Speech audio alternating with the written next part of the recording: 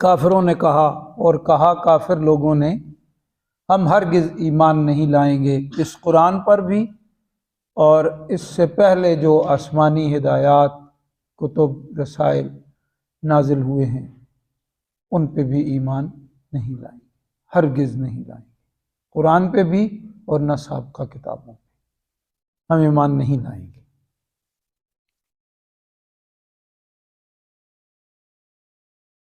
اس کی وجہ یہ ہے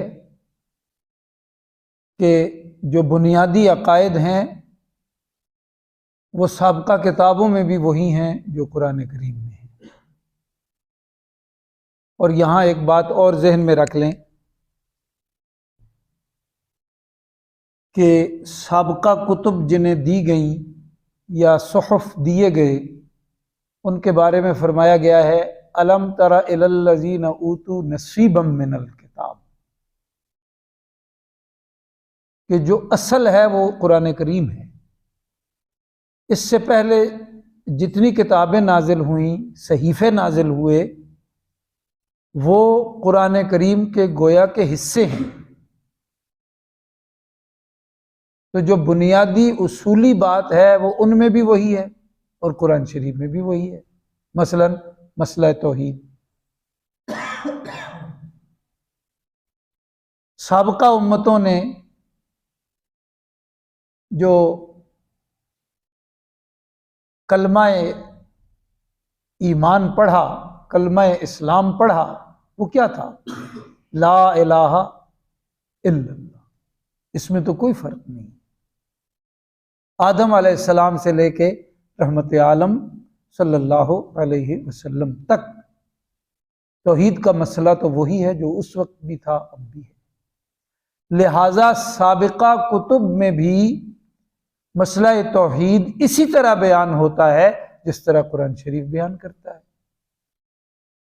تو ہم نہ قرآن کی بات مانتے ہیں اور نہ ہی ہم سابقہ کتابوں کا حکم مانتے ہیں، یہ کافروں نے کہا، یعنی مشرکین مکہ نے، مشرکوں نے کہا۔ دوسری بات کیا ہے کہ جو مسئلہ نبوت قرآن کریم بیان کرتا ہے کہ تم تک پیغام رب العالمین کا پہنچے گا بذریعہ پیغمبر علیہ السلام، کہ اللہ رب العالمین اپنے پیغمبر علیہ السلام پر وحی نازل فرمائیں گے اور بذریعہ وحی تم تک اللہ رب العالمین کی ہدایات پہنچیں گی۔ یہ بات سابقہ کتابیں بھی کہتی ہیں، یہی بات قرآن شریف بھی کہتا ہے۔ پھر دنیا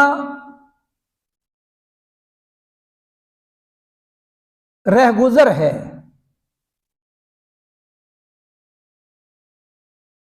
تھوڑے وقت کے لیے دنیا میں لایا گیا ہے اور یہ امتحان گاہ ہے، جو بھی یہاں آیا ہے وہ امتحان دے رہا ہے۔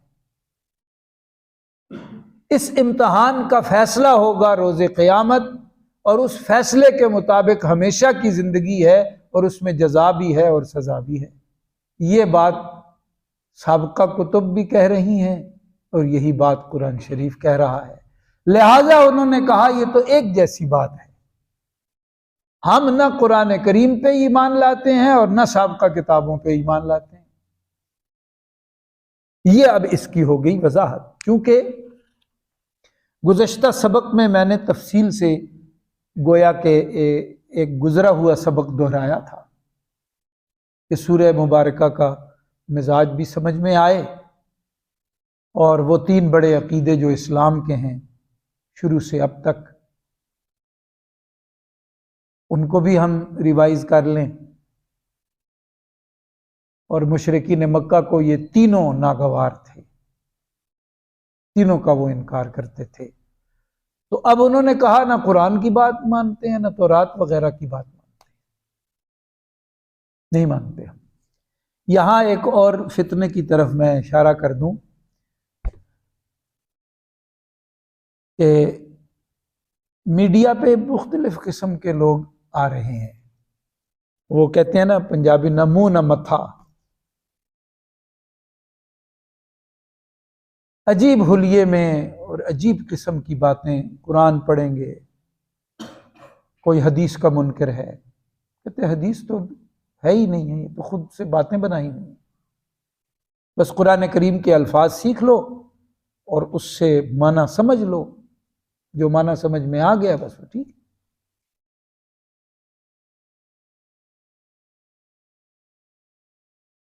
اور ایک اور فتنہ یہ ہے کہ تورات ہے ہی نہیں۔ سوشل میڈیا پہ ایسے دانشور بھی، شیطان کے چیلے، بہت ضروری ہے ہمیں کہ ہم اب قرآن کریم کو سیکھیں من حیث القوم۔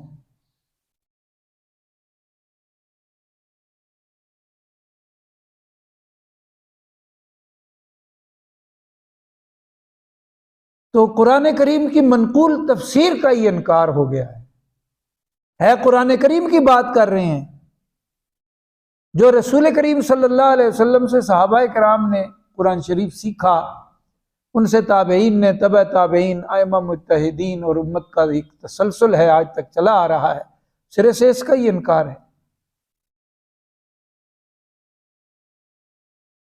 وہ کہتے ہیں تورات ہے ہی کوئی نہیں، انجیل ہے ہی کوئی نہیں، صحف ابراہیم و موسیٰ ہے ہی کوئی نہیں، یہی قرآن ہے، شروع سے تھا، اور حضور علیہ السلام کی ذات کا ہی انکار کر دیا، وہ ہے ہی نہیں،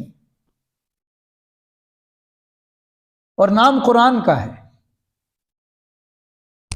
وہ ایک بگوڑا پاکستان سے تو بھاگ گیا ہے، لیکن وہ دشمنان دین کی گود میں بیٹھا ہوا ہے اور اس قسم کی باتیں وہ کر رہے ہیں۔ اب یہ قرآن کریم واضح بات یہاں بتا رہا ہے کہ کافروں نے کہا لن نؤمن بہذا القرآن ولا بالذی بین یدیہ، اس قرآن کو بھی نہیں مانتے اور اس قرآن سے پہلے جو آسمانی کتابیں ہیں، صحف ہیں، ان کو بھی نہیں مانتے۔ یہ ایک الگ بات ہے کہ سابقہ کتابوں میں جو بنیادی اصول ہیں وہ وہی بیان ہوئے ہیں جو قرآن کریم میں حتمی طور پہ بیان ہو گئے، لیکن فروعات میں فرق ہے۔ اس دور کے مطابق کچھ احکامات تھے جو منسوخ ہو گئے، قرآن کریم نے منسوخ کی ہیں، لیکن جو بنیادی اصولی باتیں ہیں وہ ایک ہی ہیں۔ ایسا ہرگز نہیں ہے کہ یہی قرآن تھا آدم علیہ السلام سے اب تک۔ یہ قرآن کریم رسول اکرم صلی اللہ علیہ وسلم پہ نازل ہوا ہے۔ سابقہ انبیاء پہ الگ کتابیں آئی ہیں، رسل پہ الگ کتابیں آئی ہیں، صحیفے آئے ہیں۔ محققین کے مطابق ان کی مجموعی تعداد لگ بھگ 400 کے ہے۔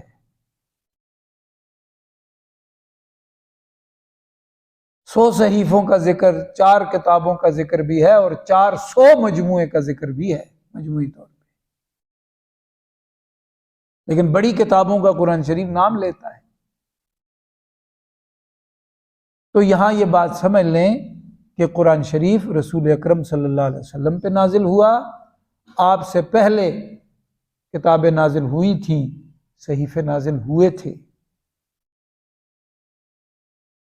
تو یہ جو مکہ کے منکر تھے، مشرک تھے، انہوں نے کہا ہم آسمانی ہدایت کو مانتے ہیں، اس لیے کہ یہ عقائد سب میں ایک طرح بیان ہوئے ہیں، لہذا ہم نہیں مانتے، انہوں نے کہا۔ ظاہر ہے اب دلائل بھی آ گئے، رسول کریم صلی اللہ علیہ وسلم جیسے مبلغ آ گئے، معلم آ گئے، ان سے بڑا کون ہوگا؟ ان کے دلائل، ان کے سمجھانے کا انداز، پھر ان کے شاگردوں کی ترتیب، صحابہ کرام کی، اور ان میں کبار صحابہ کرام، بڑے صحابہ رضوان اللہ علیہم اجمعین، ان کا اخلاص، ان کی نرمی، ان کی محبت، ان کی تواضع، ان کا علم، ان کا تقوی، ان کی توجہ، ان کا میلان، ان کا استغراق، ان کا انہماک، یہ کب کسی کے پاس ہو سکتا ہے؟ ان کی باتوں کو نہیں مانا اور کہا جی حتمی بات یہ ہے کہ ہم نہیں مانتے۔ اس سے پہلے بھی یہی بات ہو رہی تھی نا، قیامت کا ذکر۔ اور گزشتہ سبق میں بھی میں نے دہرایا تھا پیوستہ سبق کے حوالے سے کہ جب کوئی نہیں مانتا پھر اس کا معاملہ اللہ کے حوالے، پھر قیامت والے دن فیصلہ ہوگا۔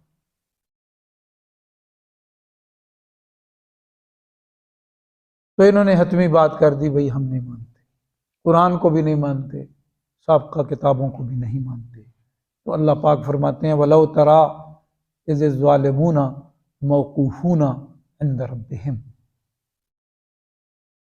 کاش کہ تو دیکھے اس وقت کہ جب ظالموں کو روک کے رکھا جائے گا پروردگار، ان کے پروردگار کے حضور۔ یہ موقوفون جو آتا ہے نا، یہ گویا کہ مجرم کی طرف اشارہ ہو رہا ہے، کھڑے ہو جاؤ یہاں، پابند ہو، جیسے کٹہرے میں کوئی مجرم آ کے کھڑا ہوتا ہے۔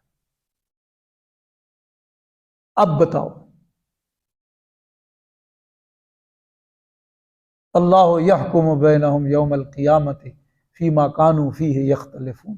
اب بولو تو وہاں پتہ کیا کہیں گے؟ یرجع بعضهم الی بعض القول۔ اس بات کو جو انہوں نے کہا تھا نا، قرآن بھی نہیں مانتے، سابقہ کتابیں بھی نہیں مانتے، تو ایک دوسرے پہ بات ڈالنا شروع کر، یرجع، لوٹانے لگ جائیں گے۔ ایک کہے گا اس نے، دوسرا کہے گا نہیں اس نے یہ کہا تھا، یہ اس کی بات تھی، یہ اس کی بات تھی۔ تو دو طرح کے طبقے ہو گئے۔ یقول الذین استضعفوا للذین استکبروا لولا انتم لکنا مؤمنین۔ وہ جو بات لوٹائیں گے وہ کیا ہے؟ یہ خود اللہ پاک وضاحت فرما رہے ہیں۔ وہ جنہیں کمزور گنا جاتا تھا وہ تکبر کرنے والوں سے کہیں گے تم نہ ہوتے تو ہم ایمان کے ساتھ یہاں آج پیش ہوتے۔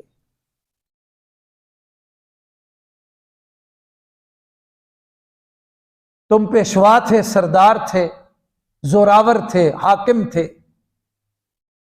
تمہاری وجہ سے ہم ایمان نہیں لائے۔ اگر تم نہ ہوتے تو ہم ایمان والے ہوتے۔ اب وہ کیا، اب لوٹانا دیکھیں نا، یرجع بعضهم الی بعض قال الذین استکبروا للذین استضعفوا۔ وہ جو بڑائی اختیار کیے ہوئے تھے، اپنے آپ کو بڑا کہتے تھے، میں سردار ہوں، خان ہوں، چودھری ہوں، لیڈر ہوں، ان لوگوں سے کہیں گے جنہیں کمزور گنا گیا اَنَحْنُ صَدَدْنَاكُمْ عَنِ الْهُدَىٰ بَعْدَ إِذْ جَاءَكُمْ، جب تمہارے پاس ہدایت کا سبق پہنچ چکا تھا اس کے بعد کیا ہم نے تمہیں روکا تھا ہدایت سے؟ ہم کوئی تمہارے دلوں پہ تو نہیں حکمرانی کر رہے تھے نا۔ یہ بڑے نکتے کی بات ہے، تم نے تو دل سے بھی نہیں مانا۔ نکتہ کیا ہے کہ ایک آدمی ظاہری طور پہ اگر مجبور ہے اقرار اسلام کے حوالے سے، واقعی مجبور ہے، یہ تو اللہ پاک بہتر جانتے ہیں، بندے کو خود پتہ ہے، اور اللہ پاک دل سے اگر ایمان لے آیا ہے تو اس کا معاملہ اور ہوگا۔ تو ہم تو تمہارے دلوں پہ حکمرانی تو نہیں کر رہے تھے۔ شیخ الاسلام علامہ شبیر احمد عثمانی رحمۃ اللہ علیہ نے اسی طرف مضمون کا اشارہ کیا ہے، اور ظاہر ہے انہوں نے بڑوں سے نقل کیا ہے، اور اس میں تفسیر کبیر میں بھی اسی طرح کا مضمون آتا ہے۔ صاحب مدارک نے بھی یہی اشارہ کیا ہے کہ چلو ہم تمہارے ظاہر پہ اگر زوراور تھے، باطن پہ تو نہیں تھے نا، تم نے تو دل سے بھی نہیں مانا، اس لیے بل کنتم مجرمین، تم خود بھی ایسے ہی تھے۔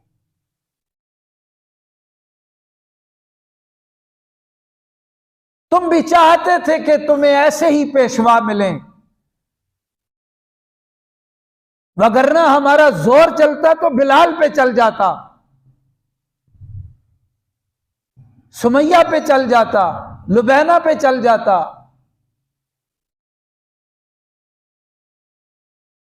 ان سے کمزور کون ہوگا؟ ان بچوں کو بھی ہم بے بس نہیں کر سکے اس مسئلے میں جنہوں نے گلیوں میں اقرار اسلام کیا تھا۔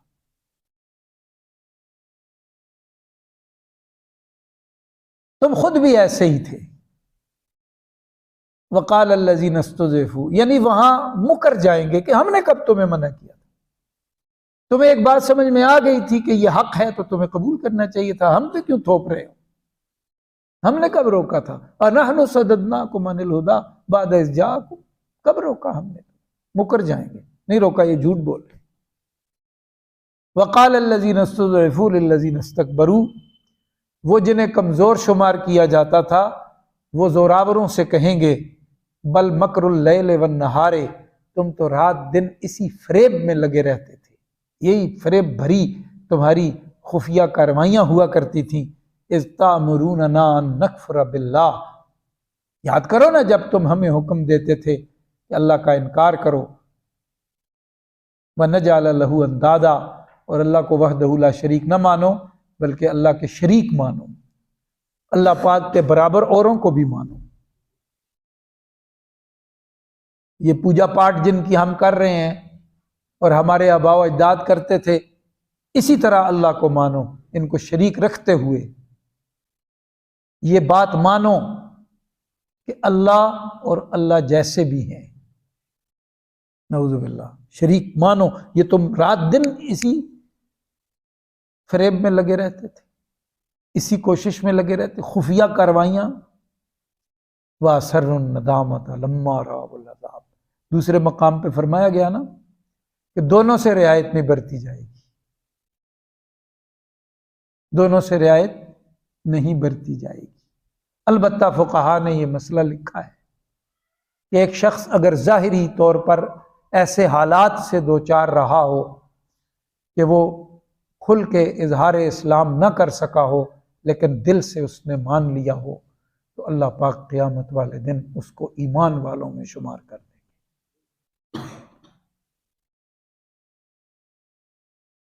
یہ اللہ پاک کا فیصلہ ہوگا۔ انہوں نے فرمایا کہ قوی امید یہی ہے کہ چونکہ دل سے ایمان لایا ہوگا کوئی اگر، حالانکہ ظاہری قانون میں اب وہ مؤلفۃ القلوب والا جو مسئلہ ہے وہ منسوخ ہے،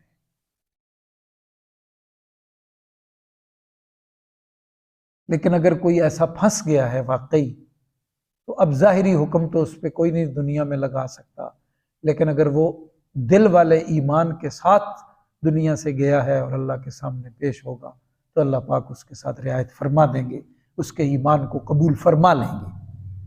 یہ اکابرین امت کا فیصلہ ہے۔ ان میں تو ایسا کوئی نہیں تھا، جب عذاب کو سامنے دیکھیں گے نا تو شرمندگی سے اندر اندر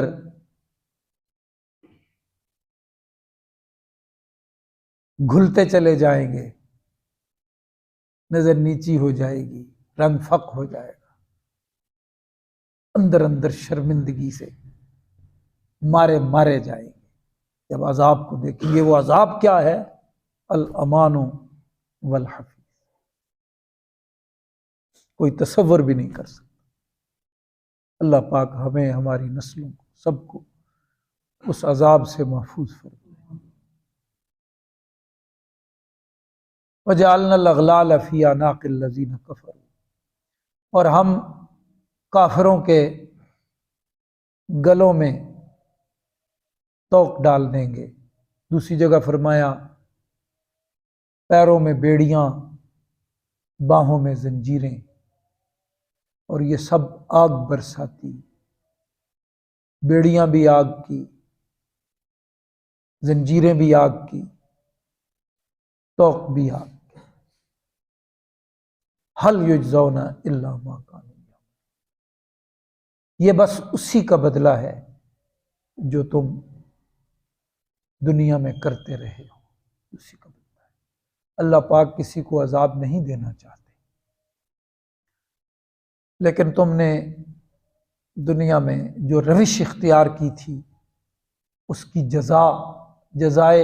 جزا اچھے کے لیے بھی استعمال ہوتی ہے اور یہ لفظ برے کے لیے بھی استعمال ہوتا ہے، تو یہ اسی کا بدلہ ہے۔